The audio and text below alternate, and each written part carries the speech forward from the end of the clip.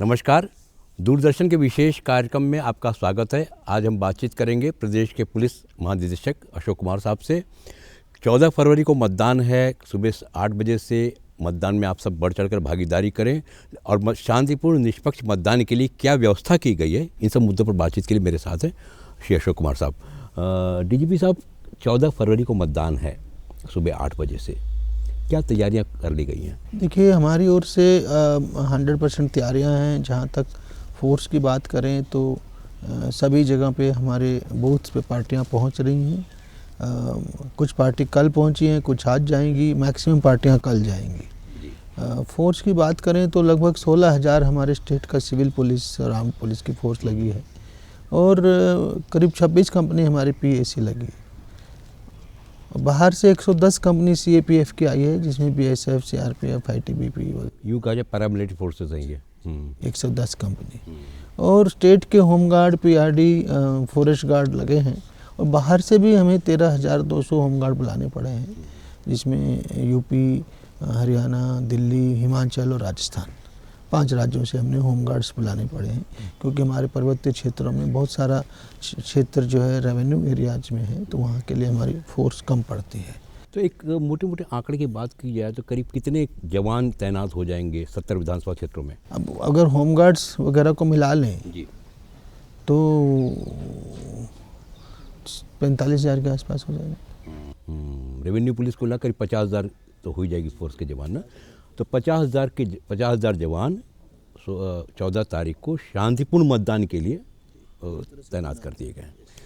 ये जो border areas अपनी हैं यहाँ पे, अगर यूपी से बॉर्डर लगता है, कहीं हरियाणा से लगता है, नेपाल से लगता है, तो बात करते हैं यूपी बॉर्डर से, तो वहाँ किस ढंग से प्रिकॉशंस लिए गए? हमने पूरी तरह से बॉर्डर्स पे चेकिंग किया है, बैरियर्स लगाए गए हैं और किसी भी तरह से कोई इलीगल एक्टिविटी वहाँ से नहीं होने दी जाएगी। प्रॉपर चेकिंग की जा रही है। अंतर्राज्यीय बॉर्डरों पर डबल बैरियर्स हैं, जो विद इन डिस्ट्रिक्ट बैरियर्स हैं वहाँ पे फिर से चेकिंग है।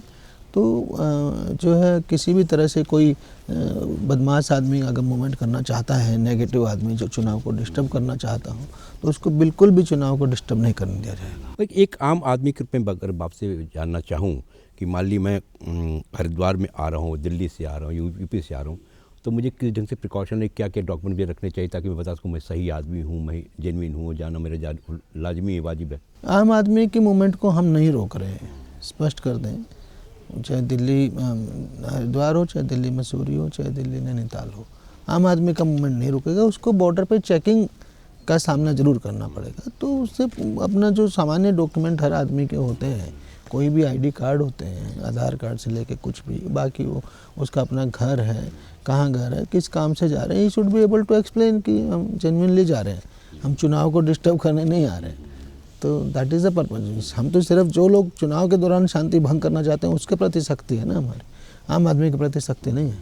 इसी से इंटर डिस्ट्रिक्ट बॉर्डर पे चेकिंग की बात की आपने, वहाँ भी सेम यही हमारा, हाँ, पूरी प्रक्रिया यही है कि किसी आम आदमी को मूवमेंट में परेशान नहीं किया जाएगा, किंतु जो शरारती तत्व है, जो नेगेटिव लोग हैं, जो चुनाव को में शांति को भंग करना चाहते हैं, उन लोगों को किसी भी हालत में मूवमेंट अलाउड नहीं होगी। नेपाल बॉर्डर पे भी कल खबर आ रही है, चंपावत बनबासा में, चंपावत जिले के बनबासा इलाके में भी आपने काफ़ी वहाँ भी सब जगह बैरियर्स लगे हैं, हर जगह 100% बैरियर्स। ऐसा कहा जाता है कि कुछ लोग वोटर यहाँ पे हैं चंपावत बनबासा इलाके में, लेकिन रहते हैं नेपाल में। ऐसा कुछ कहीं कहीं है, आप रिश्तेदारी में इनकी आपस से रिश्तेदारियाँ बहुत ज़्यादा हैं और क्लोज कनेक्टिविटी है उन लोगों की। वो तो आप जानते हैं, भारत और नेपाल का जो संधि है उसके तहत काफ़ी ज़्यादा रोटी बेटी का नाता है और इस तरह की रिश्तेदारियां हैं बॉर्डर्स पर। और तो जो कोई परेशानी का सामना नहीं, कोई परेशानी नहीं। मैंने कहा ना, जेन्युइन आदमी को कोई परेशानी नहीं होगी, किंतु बदमाश है तो हमारे बैरियर को पार नहीं कर पाएगा। अच्छा, अभी पिछले जब चुनाव प्रचार चल रहे, जब आचार संहिता लागू हुई, उसके बाद पुलिस बहुत एक्टिव हुई।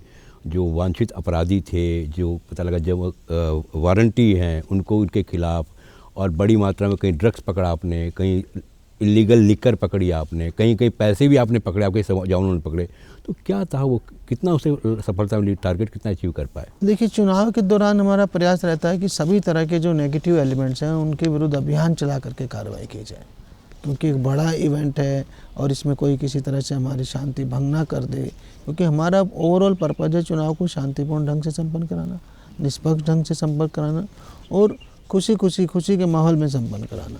तो जो बदमाश एलिमेंट है उस पर जो हमने कार्रवाई की, मैं आपको बता दूं, ये लगभग 1 महीने का इलेक्शनरिंग मान लीजिए, क्योंकि 8 जनवरी को आचार संहिता लागू हुई थी और आज 12 फरवरी है। तो हमने 530 वांछित अपराधियों को गिरफ्तार किया, 511 लोगों पे गुंडा एक्ट के अंतर्गत कार्रवाई की, 219 लोगों पे गैंगस्टर एक्ट के अंतर्गत कार्रवाई की और 385 लोगों को प्रिवेंटिव धाराओं में 151 में अरेस्ट किया, 1140 लोगों के खिलाफ 110 जी एक्ट में कार्रवाई की। जहाँ तक इलीगल शराब की बात है, 1151 लोग अरेस्ट किए हमने इस 33-34 दिन में, 35 दिनों में, और 59,000 से भी ज़्यादा लीटर शराब पकड़ी गई है। 209 लोगों को ड्रग्स में गिरफ्तार किया है, 251 लोगों को अवैध असलों के साथ गिरफ्तार किया है।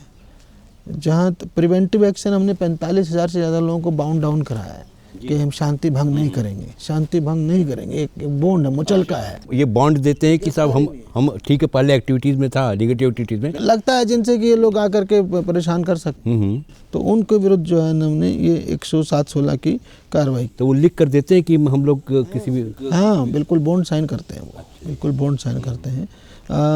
लाइसेंस आर्म्स हमने 86% यानी 48,000 से ज़्यादा लाइसेंस आर्म जो है हमने जमा करा दिए हैं। 1300 से ज़्यादा वारंटियों को पकड़ा है। जहाँ तक कैश की बात करें तो 3 करोड़ से ज़्यादा का कैश हमने पकड़ा 3 करोड़ से ज़्यादा कैश। हाँ, किंतु ये उसमें 100% श्योर नहीं कि सारा, हाँ, लेकिन अगर मान ली किसी ने बता दिया कि मेरा पैसा का जेन्युइन पैसा था, अगर उसका जेन्युइनली एक्सप्लेन करेगा तो उसको हम इनकम टैक्स को सुपुर्द कर देते हैं। तो फिर वो उसको एग्जामिन करते हैं कि जेन्युइन है या कहीं इलेक्शन में दुरुपयोग के लिए जा रहा था। तो इस ढंग से जैसे आपने इतनी सारी गिरफ्तारियाँ की, इतने सारे वारंटियों पकड़ा, तो अब क्या लगता है आपको कि चुनाव पूरी तरह शांतिपूर्ण होगा? जी बिल्कुल, हम लोग बिल्कुल प्रतिबद्ध हैं, चुनाव शांतिपूर्ण होगा। कोई कोशिश करेगा तो उसे बख्शा नहीं जाएगा। खासकर मैदानी इलाकों में बात की जाए, अगर उधम सिंह नगर की या हरिद्वार की, सभी जगह मैदान हो, पहाड़ हो, अगर किसी ने चुनाव में शांति प्रक्रिया में भंग डालने की कोशिश की तो उसके विरुद्ध हम कठोर कार्रवाई करेंगे। कुछ आपने संवेदनशील या अति संवेदनशील भी आइडेंटिफाइड किए हैं, पोलिंग स्टेशन वगैरह या इलाके की जहाँ पे हमको विशेष नज़र रखनी है? हाँ, ऐसे हैं लगभग 1000 के करीब संवेदनशील हैं, 800 के करीब अति संवेदनशील हैं जो बूथ हैं, उन पे हमने एक्स्ट्रा फोर्स तैनात किया है। फिर 145 ऐसे स्पेशल एरियाज हैं जहाँ पे हमने जो है उनको सेंसिटिव माना है एरियाज को, तो वहाँ पे एक रिजर्व फोर्स एक्स्ट्रा दे दिया है हमने, CAPF का, PAC का। तो हमारी पूरी तैयारी है। मतलब आपका एक लंबा अनुभव रहा है उस दौर में, बहुत जब चुनाव के दौरान चुनावी हिंसा बहुत होती थी, आप SSP थे, SP थे, DIG थे, तो चुनावी हिंसा उस दौर में बहुत होती थी। वो अनुभव कितना आपको फ़ायदा पहुंचा रहा है और कैसे इसको आप इंश्योर कर रहे हैं कि शांतिपूर्ण हो जाएगा चुनाव? देखिए, अब हमको 33 साल हो गए सर्विस में और चुनाव को शुरू से देखते आ रहे हैं। तो एक फेज था जब चुनाव एक अलग ही तरह की चुनौती था। हमने मैनपुरी में चुनाव कराए और बहुत जगहों पे चुनाव कराए, रामपुर में चुनाव कराए, तो वहाँ तो दूसरा ही माहौल होता था। किंतु उत्तराखंड में लकीली ऐसा माहौल नहीं है और उन दिनों तो पूरा हर किसी का मूवमेंट जीरो था, मतलब कोई भी मूवमेंट नहीं करेगा, आम आदमी भी नहीं करेगा, कर्फ्यू टाइप लग जाता था। यहाँ ऐसा नहीं है। हाँ, आम आदमी को अपने बाकी काम करना अलाउड है, सिर्फ वो चुनाव प्रक्रिया में बाधा नहीं डाल सकता किसी भी हालत में। और जो वो उन दिनों चुनाव में बहुत ज़्यादा हथियार चलते थे, बूथ कैप्चरिंग होती थी, मर्डर्स तक होते थे, तो वो सब मुझे, मतलब मैं कह सकता हूँ कि उत्तराखंड में ऐसी कल्चर नहीं बनी है। किंतु कोई भी अगर ऐसा प्रयास करता है, थोड़ा भी 1% भी इस तरह की कल्चर को, संस्कृति को लाने का, तो वो बख्शेंगे नहीं हम। मैं बीच के दिनों में जैसे होता था कि आप पोलिंग बूथ के अंदर जा भी नहीं सकता था आम आदमी बगैर मतदाता कार्ड के, मतदाता पहचान पत्र के, तो करीब बार क्या इस बार व्यवस्था ऐसे ही होगी? वो तो लगेगा ही, वो व्यवस्था तो हमेशा ही, जो चुनाव आयोग का निर्देश है, पोलिंग बूथ के अंदर कोई भी नहीं जा सकता वोटर और उसके पोलिंग पार्टी के अलावा, वो रहेगा, वो लागू रहेगा। पर्वतीय अंचल में जो दुर्गम इलाके हैं, चमोली की जो बर्फ़, जहाँ बर्फ़ गिरी हुई है, या बागेश्वर, पिथौरागढ़ है, या उत्तरकाशी, कई से ऐसे इलाके जहाँ बर्फ़ गिरी हुई है, दुर्गम इलाके, पैदल चलना पड़ता है, 20 किलोमीटर पैदल चल रहे हैं, वहाँ पुलिस के जवान भी जा रहे हैं आपके, तो किस तरह की चुनौतियों का सामना करना पड़ा आपको? देखिए, दुर्गम इलाकों में हमने पोलिंग पार्टियाँ कल ही भेज दी हैं और मैंने कोशिश की है जो हमारे SDRF के जवान हैं उनको दुर्गम इलाकों में तैनात किया जाए, क्योंकि वो खुद भी आसानी से जा सकेंगे और बाकी जो पोलिंग पार्टियों की भी मदद कर सकेंगे, और अगर कोई मतदाता परेशानी में आता है तो उसको भी रेस्क्यू वगैरह कर सकेंगे। तो ये हमने एक विशेष इस बार एक स्टेप उठाया, कदम उठाया, जिससे कि ज़्यादा दिक्कत ना हो। और बाकी जैसा मैंने कहा, मेरी जो एसडीआरएफ पोलिंग बूथ पे भेजी है और आसपास भी एसडीआरएफ की हमारी टुकड़ियां तैनात हैं। मतलब ये कहा जाए कि आपने पहले ही प्रिकॉशन ले लिया कि कोई आपदा भी अगर आ जाती है तो एसडीआरएफ पहले ही वहाँ रहेगा। बिल्कुल बिल्कुल। और उनको सिक्योरिटी भी देगा, उनको मदद भी करेगा, वोटर की मदद करेगा, पोलिंग पार्टियों की मदद करेगा। एक डीजीपी साहब, और बड़ी चुनौती आपको इस बार चुनाव में देखने मिल रही है, कोरोना। पहले तो कोरोना नहीं था, इस बार कोरोना है, तो सोशल डिस्टेंसिंग है, मास्क है, खान पान है, और डबल डोज लगा है कि लगा, इसको कैसे आपने इंश्योर किया? देखिए, एक तो लकीली कोरोना की जो तीसरी लहर थी वो फेड आउट कर गई है, बहुत नेग्लिजिबल रह गया है उत्तराखंड में, और अधिकांश लोगों को कोरोना इस बार हुआ भी है। तो और हल्की माइल्ड वेव थी, और उत्तराखंड में आपको पता ही है अधिकांश लोग हमारे डबल वैक्सीनेटेड हैं। तो इसलिए अब इस चुनौती को मैं उतनी बड़ी नहीं मानता जितना ये अचानक शुरुआत में जनवरी में लग रही थी। तो अब वो चुनौती हल्की है। फिर भी जो कोरोना की गाइडलाइंस हैं, जो चुनाव आयोग की गाइडलाइंस हैं, उन सब का 100% पालन करवाएंगे। कोरोना काल में तो पुलिस का बड़ा ज़बरदस्त रोल रहा है। खुद आप निकल करके पुलिसकर्मियों के बीच जाते थे, खुद लोगों से वैक्सीनेशन के लिए अपील करते थे, उनको जागरूक करते थे। तो वो सब कितना आपको मुफीद, उसका कितना आउटपुट आपको कितना पॉजिटिव मिला, कितना लाभ मिला आपको? देखिए, पहली बार ऐसा हुआ है कि मैं तो शुरू दिन से, आपको पता है मैंने किताब लिखी है खाकी में इंसान, और मैं कहता हूँ पुलिस पब्लिक की हेल्प के लिए बनी है। और पुलिस के अच्छी पुलिस व्यवस्था वो है जिसमें आम आदमी पुलिस को देख के खुश हो, और जिस पुलिस का बदमाशों में खौफ हो। इसके बावजूद भी पुलिस का ट्रस्ट कोशेंट जो है बहुत पुअर था, 30%। किंतु कोरोना काल में पूरे देश की पुलिस ने इस मोटो को पहचाना कि खाकी में भी इंसान ही है, और हमें महाआपदा के काल में लोगों की मदद करनी है। तो पूरे देश में विशेष विभिन्न रूप आए खाकी के, जिन्होंने कोरोना में लोगों की मदद की। और वो उस दौरान, इसीलिए उनकी जो इंसानियत उन्होंने दिखाई, खाकी का ट्रस्ट कोशेंट उठ करके 90% हो गया कोरोना के दौरान। जी जी। तो ये एक बड़ी उपलब्धि रही, और लोगों को पुलिस वालों का पॉजिटिव साइड देखने को मिला। आपने खाकी में इंसान की चर्चा की, बड़ी लोकप्रिय पुस्तक है, काफ़ी पढ़ी जा रही है, लोग बड़ी दिलचस्पी ले रहे हैं उसमें, क्योंकि पुलिस का वह पक्ष जो लोग नहीं पता था उस पुस्तक के माध्यम से पता लग रहा है। तो उस पुस्तक का जो वो बाकी जो नए यंग अफसर्स हैं, वो किस ढंग से उसको ग्रैस्प करेंगे, कैसे उनको फ़ायदा होगा, कितना लाभ मिल पाएगा उन नए जनरेशन को पुलिस के बारे में? देखिए, उसका किताब लिखने का उद्देश्य यही था कि एक तो पब्लिक समझ जाए कि अच्छी पुलिस क्या होती है, और एक कहीं ना कहीं पुलिसकर्मियों के लिए एक ट्रेनिंग भी है कि अगर हम सकारात्मक काम करेंगे तो कितना हम बड़ा काम कर सकते हैं, कितने लोगों की ज़िंदगी में फ़र्क ला सकते हैं, कितने लोगों को न्याय दिलाने में मदद कर सकते हैं। तो एक वो मोटिवेशन है पुलिस वालों के लिए कि देखिए क्या क्या संभव है। मतलब किस मानदंड के आधार पर आप ये दावा कर रहे हैं कि 90% पब्लिक अब पुलिस में विश्वास कर रही है और उनके प्रति फेथ आ गया, वो उनके साथ सहभागिता भी कर रही है?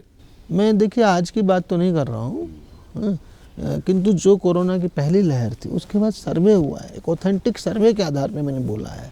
यद्यपि उसमें ट्रस्ट क्वेश्चन में फिर से थोड़ा सा माइनस हुआ बाद में, कोरोना की पहली लहर खत्म होने के बाद, और 90 पे तो नहीं टिका है, पर मेरे को लगता है इक्विलिब्रियम आया कहीं ना कहीं 50-60% तो है। पुराने दिनों से तो इमेज बहुत उठ गई, बढ़ी है, मतलब लोगों की पुलिस से विश्वास बढ़ा है, आस्था बढ़ी है।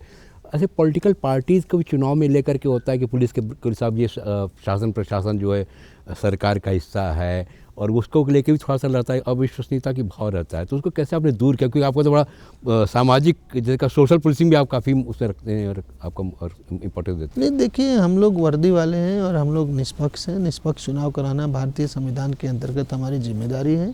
तो ये जो लोगों के अंतर्गत भावना रहती है वो गलत है।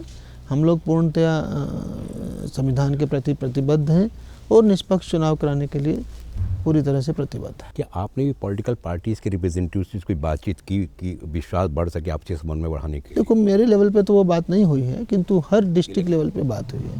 हाँ, एसपी लेवल पे, डीएम लेवल पे ज्वाइंट मीटिंगें हुई हैं सभी पार्टियों से, और उनको कन्वे कर दिया गया है कि हम जो है चुनाव आयोग के निर्देशों के अनुसार काम करेंगे और संविधान के अनुरूप जो है चुनाव संपन्न कराने के लिए संकल्पित है। ये कहा आपके नेतृत्व में पूरे प्रदेश में एक सौहार्दपूर्ण वातावरण में शांतिपूर्ण मतदान, इसके आपने प्रयास किए। और एक अंत में चलते थे, ये मेरा सवाल है कि प्रदेश में पुलिस से भी जुड़े काफ़ी मतदाता हैं, फोर्स से जुड़े मतदाता हैं, क्या अपील करेंगे आप, कैसे मतदान वो करेंगे? मेरी पूरे प्रदेशवासियों से यही अपील है कि वो एक जो चुनाव जो है लोकतंत्र का महापर्व है, इसमें बड़ी संख्या में आ गए हैं। सब लोग अपने मत का प्रयोग करें, ज़रूर वोट डालें और बिल्कुल निडर होकर के वोट डालें। मैं उनको एश्योर करता हूं कि चुनाव 100% शांतिपूर्वक ढंग से होगा। और अगर लगता है कहीं कोई शांति भंग का प्रयास कर रहा है तो हमें सूचित करें, 100 नंबर पे फ़ोन करें, 112 पे फ़ोन करें। प्रदेश के किसी भी कोने से आप मिलाएंगे 112 नंबर, सीधा हमारा सेंट्रल पहुंचेगा और उसको 5-7 मिनट में ही हेल्प जरूर पहुंचेगी। आपने कंट्रोल रूम भी बना रखे हैं जगह जगह पे। हमारा सेंट्रल कंट्रोल रूम है, फिर वहाँ से वो हर ज़िले को डिस्पैच हो जाता है। छोटी छोटी चीता पार्टियों को वो हमारे जो है वो चले जाते हैं मैसेज, और इमीडिएट फोर्स हमारी पहुँचती है। पुलिस बल के जो जवान हैं उनको मतदान कैसे करें, पोस्टल बैलेट कितना कैसे उपयोग क्या रहा? उनके लिए व्यवस्था यही है कि जिसका मान लिया जो कहीं अल्मोड़ा का रहने वाला है, पोस्टेड रुद्रपुर में है, उसका वोट वहाँ है, तो उसको पोस्टल बैलेट के थ्रू जो है उसको चुनाव वोट डालना अलाउड है। वो प्रक्रिया 10 तारीख को पूरी हुई है। तो एक ढंग से कहा जाए पुलिस परिवार के सभी लोगों ने मतदान किया है पोस्टल बैलेट के माध्यम से, ज़्यादातर लोगों ने कहा जाए, अधिकांश लोगों ने कहा, सभी को कहा जाए, और शांतिपूर्ण मतदान के लिए पुलिस प्रशासन पूरी तरह कटिबद्ध है और आपने पूरी तैयारियां कर रखी हैं। 14 फरवरी को आने वाला जो मतदान का दिन है उस दिन शांतिपूर्ण और निष्पक्ष मतदान होगा, ऐसा आपका विश्वास है, ऐसी आपको भरोसा है। आप बातचीत के लिए आए, इसके लिए बहुत बहुत धन्यवाद। नमस्कार। नमस्कार।